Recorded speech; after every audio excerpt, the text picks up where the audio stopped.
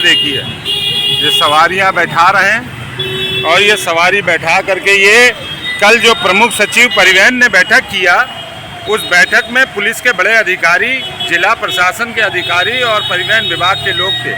और अभी मैंने ये वीडियो बनाया जिसके अंदर छः गाड़ियां हैं खड़ी थी इस टाइम पे। क्या असर है इसका, ये जो मीटिंग का और इसका?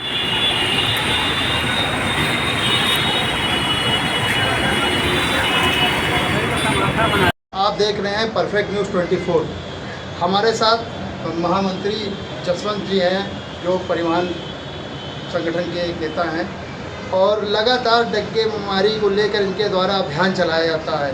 और आज भी एक अभियान चलाया गया, उसमें देखा गया कई गाड़ियाँ जो हैं यहाँ से आपके कानपुर रूट पर चल रही हैं, जो जिससे विभाग का नुकसान हो रहा है। उसके बाद जो संविदा कर्मचारी है उनका भी नुकसान हो रहा है। और कल सचिव की बैठक हुई थी, उसमें कई बड़े अधिकारी शामिल थे, चाहे पुलिस विभाग के हों चाहे यातायात विभाग के हों।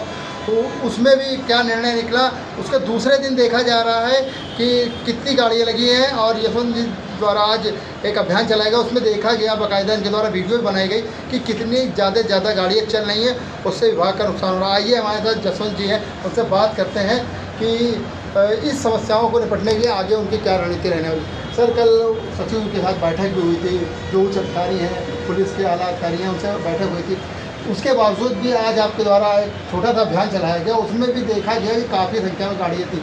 क्या कहना चाहेंगे सब चीज़ को लेकर? नहीं, मैं तो आज बहुत खुश था कि परिवहन सचिव, हमारे प्रमुख सचिव परिवहन द्वारा डग्गा मार को मानते हुए और डग्गा मार से जो हमारे लोग पीड़ित हो रहे हैं, परिवहन निगम की आय खराब हो रही है और राजस्व की चोरी हो रही है, उसके संबंध में परिवहन सचिव द्वारा जो एक कार्रवाई बैठक की गई, मैं प्रसन्न था। आज मैंने हमारे संगठन के आगे आमरण अनशन आंदोलन जो चल रहा है उसकी तैयारी में लखनऊ क्षेत्र की बैठक की। उस बैठक में आकर के हम ये भी चर्चा किया कि हमने धन्यवाद पारित किया कि हमारे प्रमुख सचिव और हमारे ज़िले के जो बड़े अधिकारी हैं और आयुक्त साहब, परिवहन आयुक्त साहब हैं, डीएम साहब हैं, तो उनको धन्यवाद हमने दिया बैठक में। लेकिन जैसे ही हम बाहर निकले तो कानपुर मार्ग के लिए दसियों गाड़ियाँ जो प्राइवेट वैन और इस तरीके से लगी थी वो भर रही थी।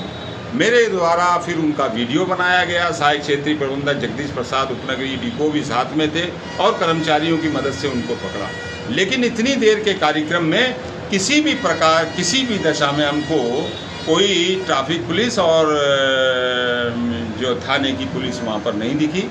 जब चौकी के अंदर दिखवाया गया तो ट्रैफिक पुलिस के दीवान और वो आए और उन्होंने बताया कि हम चालान करते हैं लेकिन पुलिस का सहयोग नहीं होता है, हम उसको बंद नहीं कर सकते, हम उसके साथ कोई सख्ती नहीं कर सकते, हम चालान काटते हैं। ऐसी दशा से ये महसूस होता है कि चीफ सेक्रेटरी साहब का एक आदेश है कि परिवहन निगम बस अड्डे के 1 किलोमीटर की परिधि में ना तो कोई प्राइवेट बस अड्डा होगा, ना ही प्राइवेट बसों, जीपों, कारों अनाधिक संचालन होगा।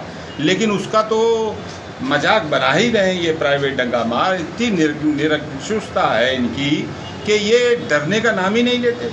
आज मैंने अगर वो 10 गाड़ियाँ भगाई है और वो आधे घंटे के अंदर भगाई और फिर थोड़ी देर के बाद अगर आप देखा जाए तो जैसे कि कल सचिव बैठक हुई, वो उच्च अधिकारी पुलिस के थे, उसमें उसके बाद दूसरे दिन फिर देखा जा रहा है लगातार गाड़ियाँ चल रही हैं, उसको लेकर क्या कहेंगे आप? नहीं, ये बात जो है, ये बात तो महसूस करने वाली है। ये बात हम तो देखिए, हम दुखी लोग हैं, हम तो पीड़ित लोग हैं।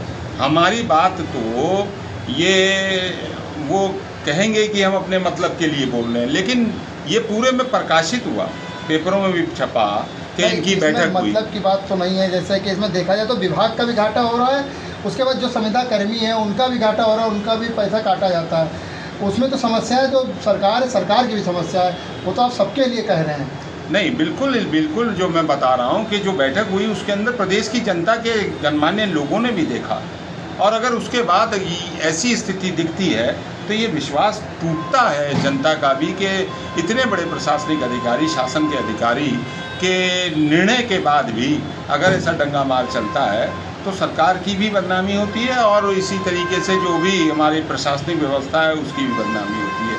साथ ही जैसा आपने कहा कि आज हमारे यहाँ पर अभी बीच में 8 पैसा बढ़ाया गया था संविदा के कर्मियों का, 1 रुपया 89 पैसा, जबकि मेरे आंगन के हिसाब से इनका 2 रुपया 87 पैसा होना चाहिए। लेकिन अगर 8 पैसा बढ़ाने के बाद अगर प्रोत्साहन से 2,000-2,200 रुपया प्रत्येक माह कम आय में कट जाता है, तो आप सोचिए कि 10-12 हज़ार का आदमी जो 2,000 उसका कट जाएगा, तो उसके घर में बच्चों की दूध नहीं आएगा, बुज़ुर्गों की दवाई नहीं आएगी। ऐसी जो स्थिति है भयावह है। और तमाम वो समस्याएं हैं जो 40 सूत्री मांग पत्र में है, जिसकी बार बार बात की थी। अभी प्रमुख सचिव महोदय ने हमारे साथ राज्य कर्मचारी संयुक्त परिषद हरिकिशोर तिवारी अध्यक्ष जी ने चिट्ठी लिखी थी, उस पर हमारी बैठक जो है 12 तारीख की लगी हुई थी। लेकिन वो 12 तारीख की बैठक आने के बाद, पत्र आने के बाद भी निगम मुख्यालय के द्वारा, प्रधान प्रबंधक श्रम कल्याण द्वारा मुझे इसकी सूचना नहीं दी गई, राज्य कर्मचारी संयुक्त परिषद के लोगों को सूचना नहीं दी गई। 4 बजे से बैठक थी, 4-5 पे अजीत सिंह श्रम कल्याण द्वारा मुझे सूचित किया गया कि आपकी बैठक है। तो अगर कोई भी आदमी 2-4-6 किलोमीटर दूर है तो वो 4 बजे तो फिर पहुंच नहीं सकता। तो वो मीटिंग डिसमिस हुई। पुनः कहा गया है कि इन समस्याओं का निदान हो। तमाम समस्याएं जैसे मृतक आश्रित की है, आउटसोर्सिंग की है, आर्बिट्रेशन की है, संविदा समाप्त कर दी जाती है, रिकवरियाँ हैं, शोषण उत्पीड़न है, भ्रष्टाचार एक इतना बड़ा मुद्दा है कि भ्रष्टाचार देने वाला मजबूरी में देता है और आवाज़ भी नहीं उठाता। ऐसा खुला खेल चल रहा है। ट्रांसफ़र नीति में गड़बड़ हुई है। उसी के साथ साथ अब राष्ट्रीयकृत मार्गों का प्रतिशत जो कभी हमारा 28% होता था, आज 7% रह गया। हम नई गाड़ी लेकर के अगर हमको मार्ग नहीं मिलेंगे जो राष्ट्रीयकृत हैं, तो हम कैसे संचालन करेंगे। मैंने ज्ञापन में मुख्यमंत्री जी से 300 करोड़ रुपया जो अतिरिक्त कर के यात्री कर के रूप में हमसे लिया जाता है, उसको माफ़ करने की बात की। 7वें वेतनमान और डीए की बात है जो हमको अभी तक नहीं मिल रहा है नियमित कर्मचारियों को, उसकी बात है। ये जो गलत तरीके से जिनकी संविदाएं समाप्त की गई है, आर्बिट्रेशन का जो ढिढोरा पीटा जाता है, आर्बिट्रेशन जो हो रहा है परिवहन निगम में वो गलत हो रहा है। जितने लोगों को बिना जांच कार्रवाई के निकाला गया है उनको बहाल किया जाना चाहिए। इस तरीके से 40 बिंदु हैं जिसी के लिए हम इस तैयारी में लगे हुए हैं, जनसंपर्क कर रहे हैं। और उसी जनसंपर्क के कारण मैं आज चारबाग आया तो मैंने ये देखा और मैंने ये महसूस किया कि पत्रकार बंधु जो हमारा देश का चौथा स्तंभ है, मैं उनके माध्यम से अपनी बात प्रमुख सचिव परिवहन और शासन और सरकार तक पहुंचाने का प्रयास करूं। मुख्यमंत्री जी ने हमको 2,500 करोड़ दिया है, लेकिन ये 2,500 करोड़ अगर ये लीकेज बंद नहीं हुआ, ये दंगा मार से हमारा नुकसान बंद नहीं हुआ, तो ये 2,500 करोड़ भी हमको कोई लाभ नहीं पहुंचा पाएगा।